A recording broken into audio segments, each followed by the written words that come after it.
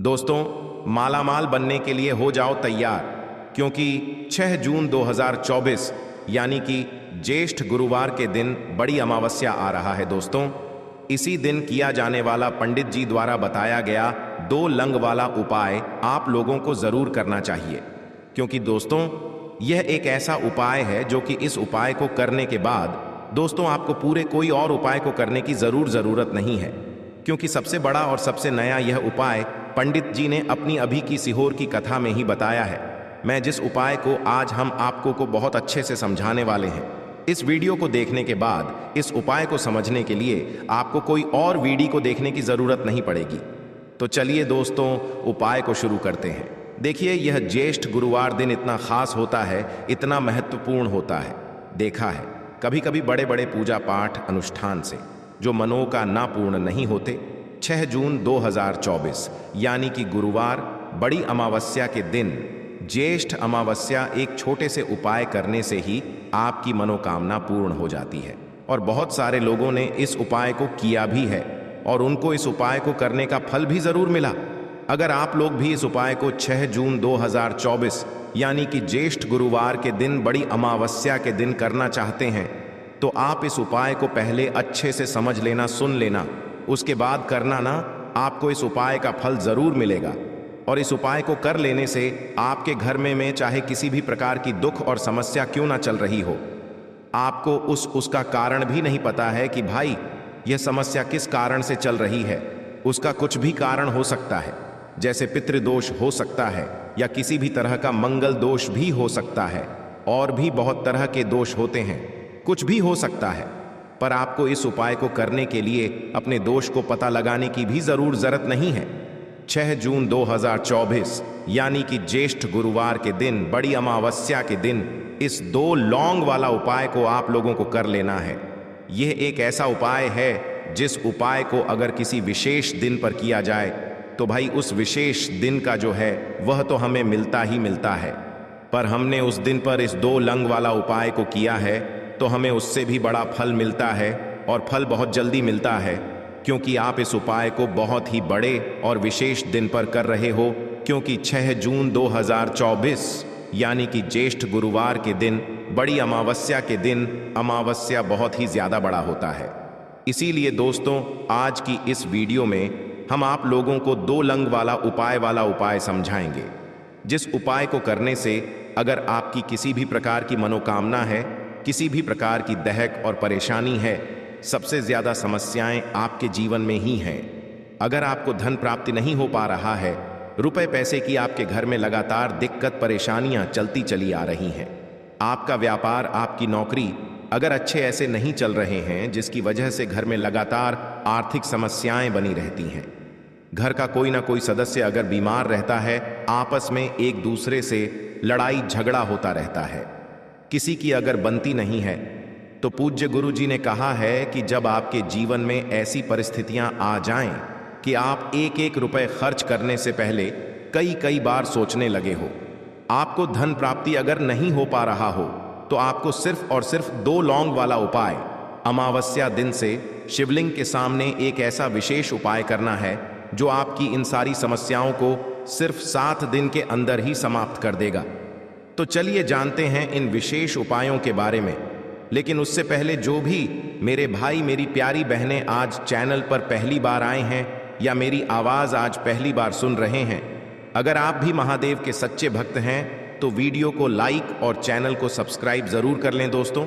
अब उसके बाद में दोस्तों, यह वाला जो उपाय है ये किसको करना है, तो देखो, घर का जो बड़ा और मुख्य सदस्य होगा उसी व्यक्ति को यह वाला उपाय करना है। देखिए, सबसे पहले आपको बता दें कि जो अमावस्या होती है, इस दिन स्नान का बहुत महत्व होता है, हमारे पितरों के लिए समर्पित होती है। तो पितरों से जुड़े हुए उपाय भी हम इस दिन करते हैं, अपने पितरों को प्रसन्न करने के लिए। घर से बहुत सारी जैसे कि नेगेटिव एनर्जी है, नकारात्मक ऊर्जा है, बुरी शक्तियां अगर घर में हैं, तो उन्हें दूर करने के लिए भी अमावस्या के दिन बहुत ही उत्तम होता है। क्योंकि अमावस्या का दिन ही एक ऐसा दिन होता है जिस दिन आप अपने घर से बहुत सारी बुरी चीजों को दूर कर सकते हैं, जिसमें कि नेगेटिव एनर्जी, नकारात्मक ऊर्जा, बुरी शक्तियां नज़र दोष, इस तरह की चीज़ें बहुत जल्दी आपके घर से दूर हो जाती हैं। विशेषकर तब जब आप लौंग का उपाय करते हैं तो लौंग को बिल्कुल भी साधारण समझने की गलती ना करें, क्योंकि लौंग जो होती है ये बहुत ही ज़्यादा पावरफुल होती है, चमत्कारी होती है। लौंग के उपाय रातों रात आपके जीवन में चमत्कार का काम करते हैं, आपके जीवन में धन को लेकर। तो चलिए बात कर लेते हैं। पहला उपाय करना क्या है, आपको एक गुलाब का फूल लेना है और 2 फूल वाली लौंग लेनी है। 2 फूल वाली लौंग, ठीक है ना, उसी गुलाब के फूल के अंदर आपको रखनी है और एक देसी घी का दीपक आपको तैयार करना है। लंबी बात का, मौली धागे से, जो मौली धागा आता है ना, उससे बाती बनाएंगे, शुद्ध देसी घी भरेंगे और यह दीपक आपको माता लक्ष्मी की मूर्ति प्रतिमा के सामने अपने घर के मंदिर में जलाना है। और जो एक गुलाब का फूल लिया है ना, जिसमें आपने 2 लौंग रखी हैं, ये फूल आपको अपनी मनोकामना कहते हुए माँ लक्ष्मी की मूर्ति प्रतिमा के सामने रख देना है और फिर माँ लक्ष्मी से कहना है कि हे माँ लक्ष्मी, मेरे जीवन से निर्धनता और गरीबी को हमेशा दूर रखना और कभी लौटकर मेरे जीवन में निर्धनता गरीबी ना आए। मैं हमेशा आपकी कृपा प्राप्त करती रहूं या करता रहूं। ऐसी प्रार्थना आप कर लेना। तो देखिए, जब आप माँ लक्ष्मी को एक गुलाब का फूल 2 लौंग के साथ अर्पित कर देते हैं अमावस्या के दिन शाम के समय में, जबकि इस बार तो गुरुवार का दिन पड़ रहा है, जो कि श्री हरि विष्णु का दिन है। और माँ लक्ष्मी कहाँ होती है? जहाँ श्री हरि विष्णु होते हैं, तो एक गुलाब का फूल और 2 लौंग, ऐसा समझ लीजिए, कभी आपकी तिजोरी को खाली नहीं होने देगा, कभी आपके घर में, आपके जीवन में धन की कमी नहीं होने देगा, क्योंकि गुलाब का फूल माँ लक्ष्मी को बहुत ही पसंद होता है। वैसे तो उनको कमल का फूल बहुत ज़्यादा प्रिय है, लेकिन कमल का फूल आसानी से नहीं मिल पाता है, तो आप गुलाब का फूल यहाँ पर ले सकते हैं। अगर कमल का मिल जाता है तो यह और भी ज़्यादा उत्तम होता है। और साथ ही साथ लौंग, जो आपने उन्हें 2 चढ़ाई है ना, ऐसा समझ लीजिए कोई विघ्न धन से जुड़ा हुआ ना आपके जीवन में, आपके घर में नहीं आता है, तो बहुत ही उत्तम उपाय है, ज़रूर करें। बाद में आपको उस गुलाब के फूल का और लौंग का क्या करना है, जो गुलाब का फूल है आप उसे किसी पौधे वगैरह में डाल दें और जो 2 लौंग आपने उसके अंदर रखी थी वह आप अपने पर्स में रख लें। कभी आपके पास बुरी शक्तियां नहीं आएंगी, कभी आपके धन को नजर नहीं, तो हमेशा अपने धन को नजर से बचाने के लिए, धन में वृद्धि के लिए आपको यह फूल वाला उपाय जरूर करना चाहिए। तो पहले उपाय की बात कर ली, अब जल्दी से बात कर लेते हैं दूसरे उपाय की। तो उपाय को करने के लिए आपको 7 साबुत लौंग लेनी है, एक बिलंग टूटी हुई ना हो, खंडित ना हो। 7 लौंग ले ली। साथ ही साथ आपको यहाँ पर 2 कपूर लेने हैं, बहुत छोटे छोटे से 2 कपूर। 7 लौंग। अब आपको क्या करना है, किसी बर्तन में इसे रखना है, 7 लौंग को और 2 कपूर को, है ना। अब आपको ये 7 लौंग और 2 कपूर अपने घर में किसी भी स्थान पर जलाना है। जला लिया, उसके बाद जो इसके अंदर से धुआं निकलता है, लौंग के अंदर से, कपूर के अंदर से जो धुआं निकलता है, एक एक करके कपूर जलाएंगे। दोनों कपूर एक साथ नहीं रखने हैं, लौंग एक साथ रखनी है, सातों। अब इसका जो धुआं निकल रहा है, यह आपको अपने पूरे घर में दिखाना है। पूरे घर में इस कपूर और जलती हुई लौंग को लेकर आपको घूमना है और आपको यहाँ पर स्मरण करना है। किसका स्मरण करना है?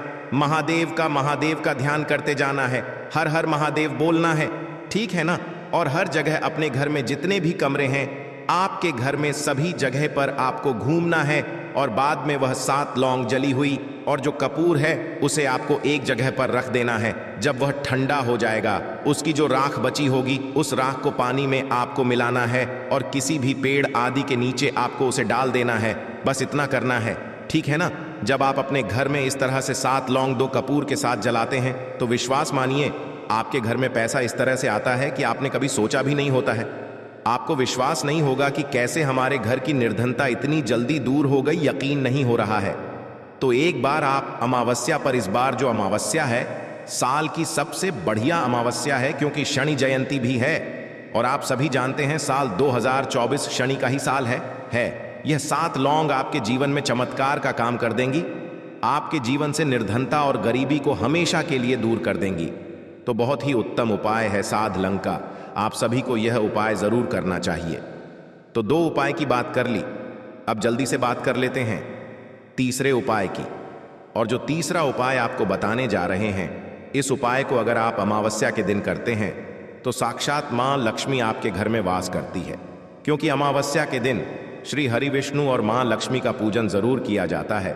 इस उपाय को करने से हमेशा समझिए आपके जो पितृ हैं ना वह आपसे प्रसन्न रहते हैं। देखिए कभी ना कभी है ना हमसे कुछ ना कुछ भूल चूक हो जाती है, और कहीं ना कहीं अगर पितृ हमसे हमारे नाराज हैं तो समझ लीजिए घर में झगड़ा, लड़ाई, क्लेश, पैसे की समस्या, फिजूल खर्ची का बढ़ना, घर में दुर्घटनाएं होना, बच्चों का असफल होना, मतलब बच्चे चिड़चिड़ापन, हर टाइम फोन में लगे रहना, ऐसी सारी चीजें आपको देखने को मिल जाएंगी। सबसे ज्यादा बच्चों में आपको क्या देखने को मिलेगा? आप उनसे कुछ भी पूछते हैं पलटक वह आपको उल्टा जवाब देंगे, है ना। तो चिड़चिड़ापन अगर आपके घर के बच्चों में बहुत ज्यादा है या किसी एक बच्चे में है, या कोई ऐसा बच्चा आपके घर में है जिसे रात को भूख लगती है, उठकर रात को कुछ ना कुछ खाने के लिए मांग रहा है ना, तो कहीं ना कहीं आपके घर में पितृदोष है। अब अगर आपके पी आपसे नाराज हैं तब भी यह उपाय करें, और नाराज नहीं है तब भी करें, जिससे कि कभी आपके पी आपसे नाराज ही ना रहे। क्योंकि पित्त अगर प्रसन्न है तो समझ लीजिए आपका जीवन प्रसन्न हो जाता है। जीवन में कभी दुख और कष्ट आते ही नहीं है।